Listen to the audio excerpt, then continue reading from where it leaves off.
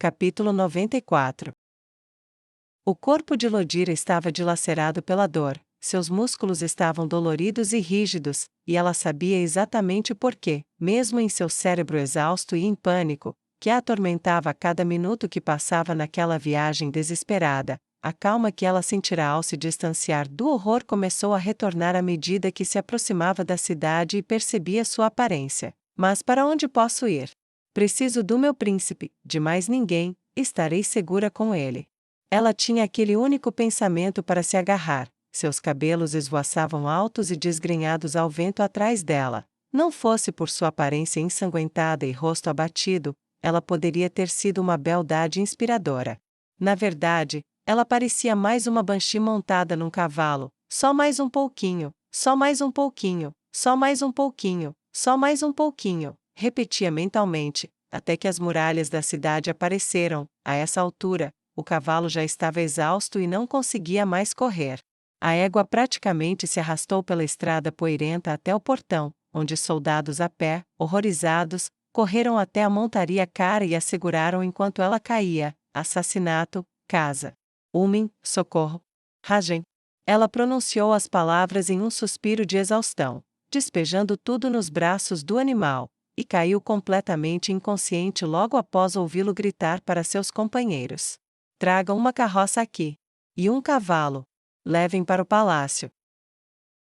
O corpo do príncipe Rajen reagiu ao sol da manhã, mas ele não o sentiu. O calor do seu mundo se fora, levado pelas batidas do coração de Sobela. Ainda assim, ele conseguia ouvir sua voz orgulhosa e amorosa: "É seu dever, meu príncipe." Então, ele se levantou da cama, sem o vigor habitual, pois estava frio para ele sem ela, mas pelo menos ele se levantou sem arrependimentos. Tocou a campainha para chamar um criado e, um momento depois, a batida na porta lhe anunciou que haviam chegado. "Vistam-me", disse ele às duas jovens meio-elfas que entraram em seu quarto. Sua voz havia perdido o tom ruidoso, e elas o olhavam com os olhos baixos e falavam com voz suave. "Imediatamente, meu príncipe", elas sussurraram e continuaram mecanicamente com suas tarefas. Eram gêmeas, com aparência e voz exatamente iguais, a única diferença era: uma era livre e a outra era escrava. Ele observou enquanto elas escolhiam suas roupas e se encarregavam de vesti-lo. "Então, qual de vocês é a escrava hoje?" Ele perguntou com um meio sorriso, e dois sorrisinhos cúmplices surgiram em sua direção. "Eu sou a escrava", respondeu aquela que trabalhava com suas botas. "E eu sou a livre", a outra atrás dele respondeu no mesmo tom de voz. "Sabem, um dia haverá um príncipe que não achará seu joguinho divertido e exigirá saber qual de vocês realmente escapou da coleira e se tornou possessão do trono." Rajen comentou com ambas, longe de ser irado, suas palavras eram um gentil aviso de cautela. As duas meio-elfas também ofereceram sorrisos tristes, e a que estava atrás dele deslizou uma camisa que havia escolhido por cima do braço esquerdo, através da manga, mas elas responderam em uníssono: "Príncipe de Pazem, nesse dia, a livre ajudará a escrava a fugir, pois nenhuma de nós quer servir a uma casa sem alegria. Por 200 anos, seus ancestrais riram do nosso jogo, assim como vocês também riram. Cada um de vocês conseguiu rir do arrombamento da fechadura no passado, cada um de vocês saboreou o mistério e tentou nos diferenciar. Nenhum de vocês tentou nos machucar. Portanto, somos ambas leais. Mentiremos para essa pergunta todas as vezes e riremos dela. Mas se algum dia partirmos, é porque o riso morre aqui, e se ele morrer, acreditamos que a cidade morrerá." O príncipe Rajen assentiu solenemente e deixou a dupla terminar a tarefa em silêncio. Quando ele estava completamente vestido, elas o viraram para um espelho. Era uma roupa preta elegante com um triângulo verde vivo à esquerda e um vermelho sangue à direita, ambos abaixados para compartilhar um ponto comum acima da fivela prateada do cinto. Suas calças eram de um estilo semelhante, sólidas de cada cor antes de mudar para o oposto, com um triângulo projetando-se em pontos que se encontravam. Onde a fivela se encontrava, excelente escolha, como sempre, mas eu simplesmente não estou com vontade de apreciar, disse ele, sem realmente responder à declaração delas. Eles deixaram o espelho de lado e, de pé, colocaram as mãos sobre o coração dele e conversaram como quase sempre faziam: "Sinto muito, meu príncipe."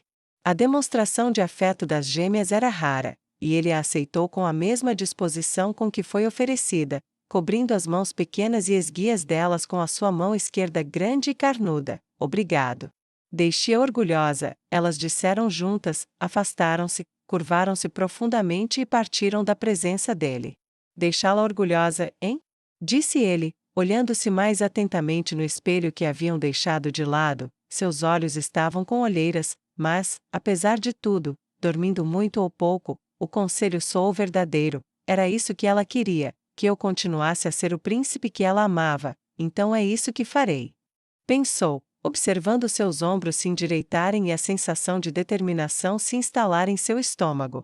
Ele se dirigiu à porta e seguiu para a sala do trono, onde passou as próximas horas completamente entediado. Uma coisa o confortava entre julgamentos e propostas. Lorde vai se juntar a mim, pensou repetidamente, o conforto de sua velha amiga.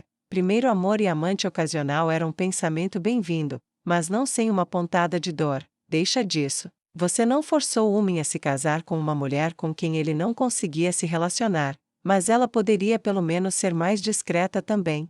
Era um velho monólogo interno e, como sempre, não resolvia nada, pois ele decidiu que não havia como parar de dormir com ela. Não impedia o sentimento de culpa, mas o sentimento de culpa também não o impedia. A sala do trono continuava com sua agitação diária, cortesãos se divertindo, conversando entre si, até que um guarda entrou correndo na sala. Ele jogou a arma de lado na pressa. O tilintar de sua armadura era tão alto que interrompeu toda a conversa, pisoteando-a sob seus pesados degraus blindados. Ele correu para um espaço a poucos metros do príncipe e arrancou seu capacete, colocando-o no chão, abaixou a cabeça, bufando e ofegando, respirando com dificuldade, e gaguejou o mais rápido que pôde. Príncipe, assassinato, casa de campo do ministro Umin, quase todos mortos, massacre. O príncipe Rajen se levantou de um salto, seus dedos mal roçando seu trono. Umin? Oi, sua esposa? Ah, condessa, ela sobreviveu, ela está aqui. Ela. O soldado tossiu, engasgou e se perdeu na respiração ofegante por um momento. Os olhos do príncipe Rajen estavam arregalados como pires, ele sentia tudo e nada ao mesmo tempo. Enquanto o alarme o percorria da cabeça aos pés. Ela é o quê, cara? Fala logo. Ela veio cavalgando, coberta de sangue. Estamos trazendo-a para você agora, a pedido dela. Ela está inconsciente agora, deve ter cavalgado por horas. Exclamou o guarda, qualquer outra palavra interrompida por suas ordens imediatas. Levem-na para meus aposentos assim que chegar, eu a encontrarei lá. Rajen gritou e apontou para um guarda. E você? Traga o curandeiro e o envie também, e diga aos chefes para prepararem algo para ela comer, e também para ela beber. Rajen não esperou para ver se suas ordens seriam seguidas, afinal, não havia como não serem. Onimeus encarou os cavalos mortos-vivos pela 1000ª vez desde que vira sua senhora ressuscitá-los, de ossos sem vida a armas inanimadas. Eles o encaravam com olhos vazios, a tênue aura de pavor que emanava deles aos poucos perdendo o controle de seus medos instintivos à medida que se acostumava à companhia deles. Só eu sei o que ela fará. Só eu fui incumbido desse conhecimento. Sentia-se reconfortado por ter a confiança dela. Como resultado, ele agora fazia daquele edifício isolado em sua enorme propriedade um local regular de peregrinação. À noite, enquanto outros dormiam, e ao amanhecer, antes que outros se levantassem, ele renovava seu compromisso encarando a blasfêmia, a heresia e a negação de tudo em que acreditava, sem fazer nada a respeito. Quais vocês acham que são as chances dela retornar? Onimeus perguntou aos cavalos mortos-vivos. Eles o encararam de volta, nunca diziam muita coisa, mas ele nunca se importava, dizia o suficiente por eles e por si mesmo. Não, nada bom, mas, estranhamente, pela primeira vez na vida não estou preocupado com isso, a patroa vai voltar. Um sorriso de avô se formou dentro dos limites de sua barba grisalha, larga e espessa. Você tem toda a razão, eu tenho fé nela. Nunca fui muito de fé, mas, de alguma forma, não consigo imaginá-la falhando em retornar. Quer dizer, não é uma invasão, ela dirá ou fará o que for preciso para trazê-la de volta, e apesar da conspiração contra ela, todos nós ficaremos mais fortes por isso. Só um pequeno problema.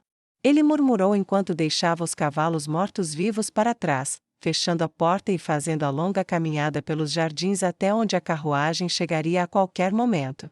Ele olhou para o distante sol nascente enquanto se plantava nos degraus em frente ao local onde os soldados praticavam, o barulho e os gritos dos soldados se chocando com os escudos sob as palavras severas de Orsiz e Limestra provavelmente estavam acordando alguns vizinhos. Se isso não bastasse, o cheiro de tanto suor talvez acordasse. Foi o suficiente para fazer o velho sorrir ao imaginar os exigentes sacerdotes observadores estelares chegando e torcendo o nariz com o fedor que teriam que enfrentar.